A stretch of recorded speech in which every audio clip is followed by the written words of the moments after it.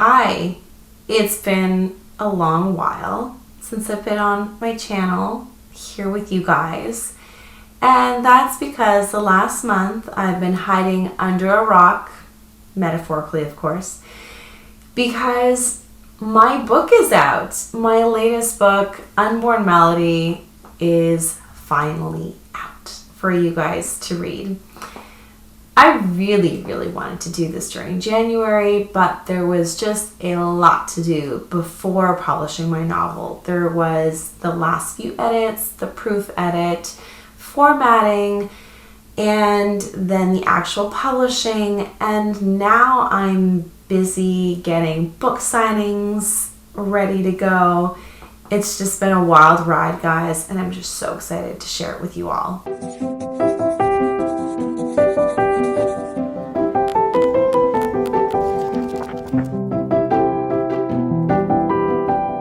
One little announcement, I am going to be on Margaret Pinard's channel this Friday at 8 p.m. Eastern, 5 p.m. Pacific time. We're going to do a little fireside chat that she puts on 1 to 2 times a month.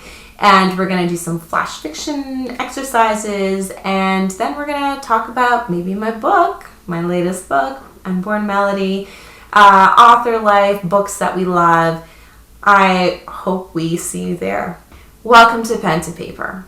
Again, we are back.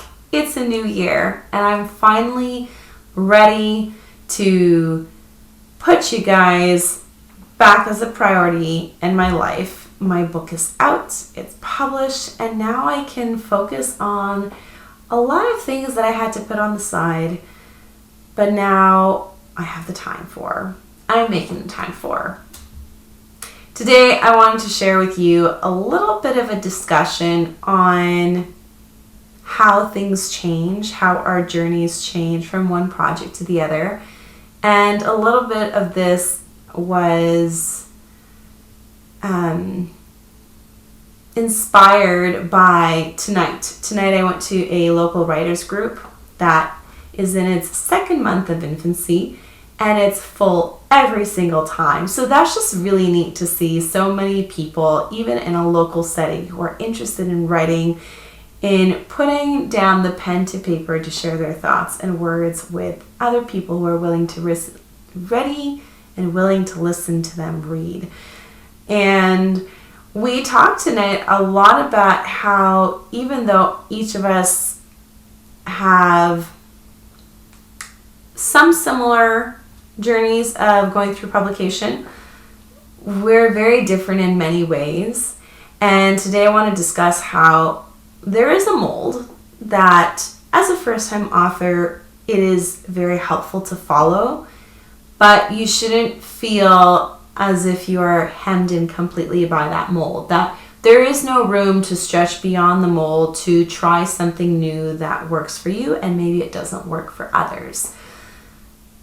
There were 3 of us at this writers group who have published books already. And it was interesting how each of us struggled with different aspects. For one of us, it was cover and technology. Another one of us was editing. For myself, it's been formatting. And I was looking back on my writing journey up until this moment of time and thought how it was interesting how I viewed each book and its subsequent sequel kind of in little mini eras. I guess that's a big famous thing with Taylor Swift now. She has all her different eras. Well, it makes sense because each of us go through moments of transformation and change, and it's important to look back and look on those changes and see how far you've come and what have you learned from those changes. So I wanted to share a little bit with you. With my first book, Redeemed from the Ashes, it was the project of excitement. It was new for the first time. Everything was really scary, had no clue what I was doing, and yet felt confident enough in the research that I had done to produce this work and share it with the world. And it was successful overall. I mean, it fit my definition of success, which was to do a book tour in Halifax where the story was set, to have multiple book signings there.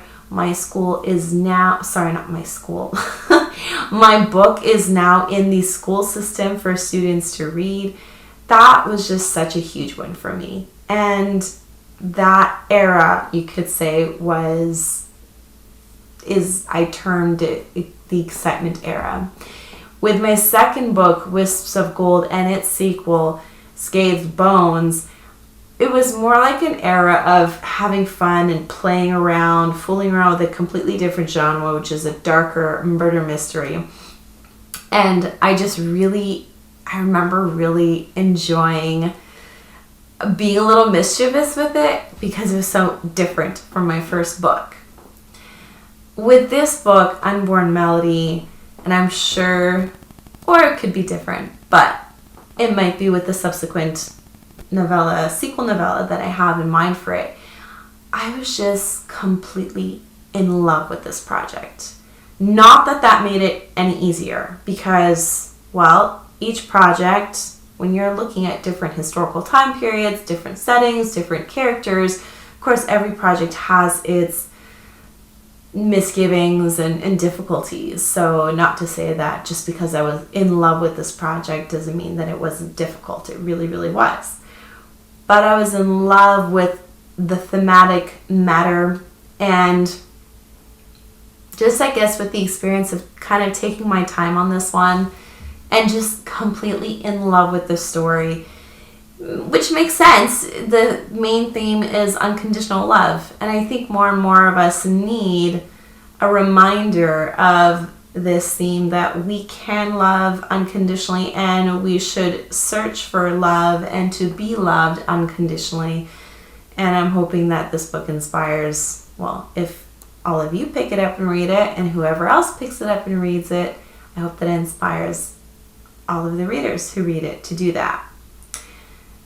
And I want to kind of go back to the mold idea that I had. With the first two books that I did, formatting was my complete enemy. I loved every single process of publication except for formatting. It was extremely hard, and I used Microsoft Word because I just thought that's the thing you have to use. That, in my head, was the mold, that's what you use, so you work with it. And I got it done eventually, but there was a lot of heartache, a lot of stress, a lot of tears, a lot of frustration. And so with this one, I thought to myself, I have Pages on my MacBook, which is the word processor for Mac. And I thought, maybe I'm going to be a little brave, even though the mold, Microsoft Word, I knew was extremely uncomfortable. I thought, I'm going to be a little bit brave. I'm going to step out of it, and I'm going to try to do it on Pages first. Might as well try to do it on my Mac. I was using Word on my husband's computer. So again, it was also like moving documents around. That can also be frustrating as well. So I did that. I watched 2 video tutorials online on how to use Pages for Mac, and it took me a day, one single day, to format my entire book. It has never been this easy. This time it was a complete breeze. And so that's my little personal story of encouragement to you. The mold is there to be a guideline. You don't have to always use the mold.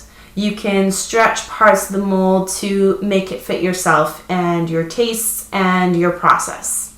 So for me, the mold was Word, and I decided I was going to be brave and step outside of it and try something new. And I knew that trying Pages, there was a possibility of it being even worse and me wasting time and falling flat on my face. But guess what? If I hadn't tried, I would have been extremely frustrated with Word, probably, like last time. And Pages for me is just a lot more intuitive. So think on, maybe if you're a writer, think on your own journey. If you've published books, how has it been different for you each time? And is there a way, I should say, is there a mold that you're clinging to that you really feel is uncomfortable for you, but you feel like you need to stick to it because that's what everybody else does?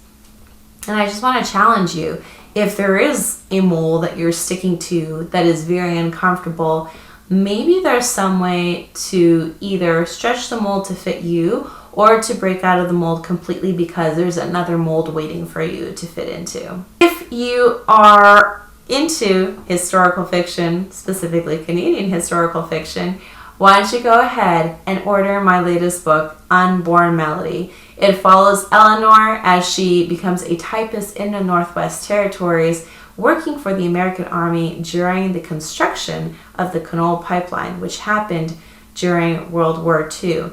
In this book, you're going to find the themes of unconditional love, grief, sorrow, changing a future that you would never have seen coming.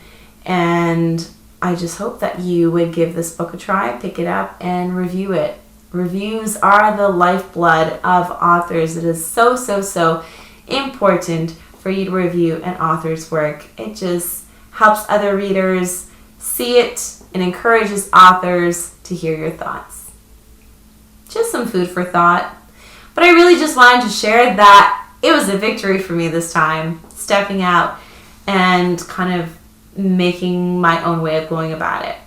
And because of that, it's encouraged me to take some back projects, my backlog of books that I've got going, with my sequel novellas, and releasing them as paperbacks. And I'm just so excited for that because I'm actually excited to format. So don't be afraid of change. It can be scary, but if you're just stuck in the mold of yesterday, you might not get very far, and it may not encourage you to go farther than you thought you could. I'm Leah. This is Pen to Paper. I hope that this has been a little bit encouraging to you, maybe some food for thought. Take care, and I'll see you next week.